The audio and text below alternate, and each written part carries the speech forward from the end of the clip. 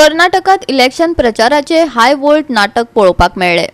आयज मतदान कर्नाटकातल्या 224 विधानसभा मतदारांखातीर सकाळी 7 वरांचेर मतदान सुरू जाला। 58,545 मतदान केंद्राचेर सांजे 6 मेरेन ते चालू आसतले। 13 तारखेर निकाल। गोयचो मुख्यमंत्री, भलायकी मंत्री आणि कदंबा भरून भाजपा कार्यकर्ते प्रचाराक गेल्ले खंय। देखून निकालाचेर सगळ्यांचीच नदर आसा। इलेक्शन चांगल्या प्रकारे चाललेलं आहे। वातावरण जसं शांत आहे। बेळगाव उत्तरमध्ये भाजपचा प्रभाव बऱ्यापैकी दिसायला लागलेला आहे।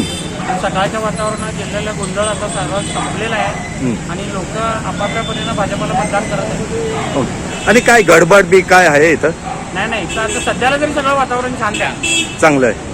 कुठे काही गडबड झालेली नाही, काय गोंधळ नाही आहे, दिवाण शांतपणे मतदान चाललेलं आहे। आणि आणखी एक हे इलेक्शन कमिशनरने हे काढलेलं आहे की जे लोक बुजुर्ग लोक आहेत त्यांना घरी जाऊन वोटिंग करायचं एक वर्षाचं वोटिंग झालेलं आहे ऑलरेडी। कारण 27, 28, 29 3 दिवस दिले होते।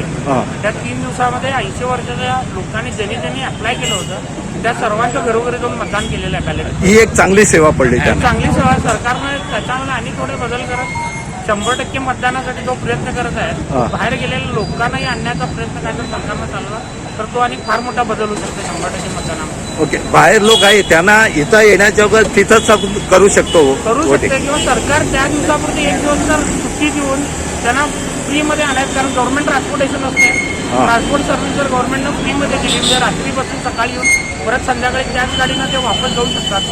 असं काहीतरी 100% मतदानाला खूप मोठा फरक पडतो। ओके, आता गोव्याचे म्हणा, आता गोव्याहून इथं किती लोक आलेले आहे वोटिंग करायला? गोव्याहून वोटिंगला साधारणतः आमच्या प्रभागातले 17 लोक होते, त्यातली 15 लोक आलेले आहेत। म्हणजे त्या सकाळी येऊन मतदान करून ते आता दुपारचं जेवण करून निघायच्या तयारीत मध्ये बेळगाव जिल्ह्यातले नेममध्ये 10 ते 12 सीट आमचे येतात। टोटल 18 आहे। 18 आहे, 10 ते 12 येणार। येणार। आणि आता कसं चालतं काय म्हटलं?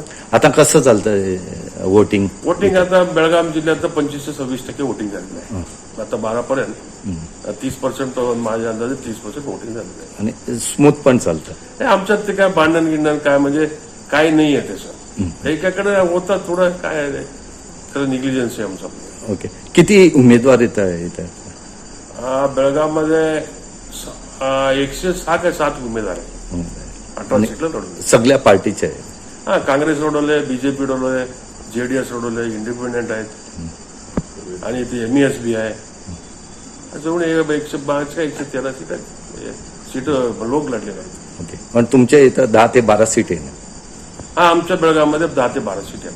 ह्या इलेक्शनमध्ये बीजेपीचं थोडं काय जे हे करतात ते काय चाललं नाहीये आणि त्यांनी फक्त त्यांची खोटं बोलायची अजूनपर्यंत परंपरा चाललेला आहे, फक्त घोषणाबाजी।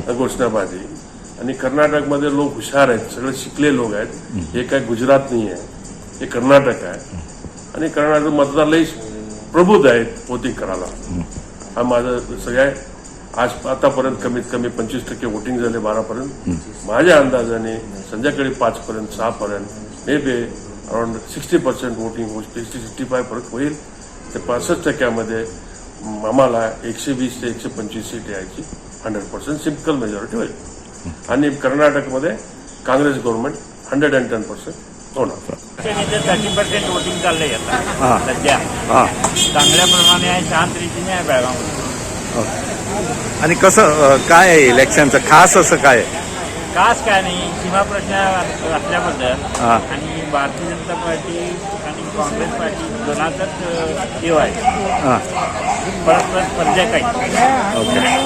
तर सीमावाद कसं काय? सीमा भागासाठी आहेत त्यांनी कॅन्डिडेट थांबवले, त्यामध्ये हे आहे कॉम्पिटिशन आहे। ओके, आणि काय सीमा कॉम्पिटिशन आहे। रवी पाटील म्हणून थांबले। एमए समितीचं काय? एमए समिती पण इलेक्शन झालं, काहीच गडबड नाही। काय सांगतो तू आता लोकांना, काय सांगू शकतो? चांगलं म्हणजे वोटिंग झाल्यावर ना लोकांनी आता वोटिंग करायला यायचं, चांगल्या रीतीने वोटिंग करायचं। पोलीस बंदोबस्त पण आहे तो चांगला आहे। ओके, गोवा 365 खातीर रमेश नायक राऊत, मनीषा जाधव आणि निखिल जल्मी।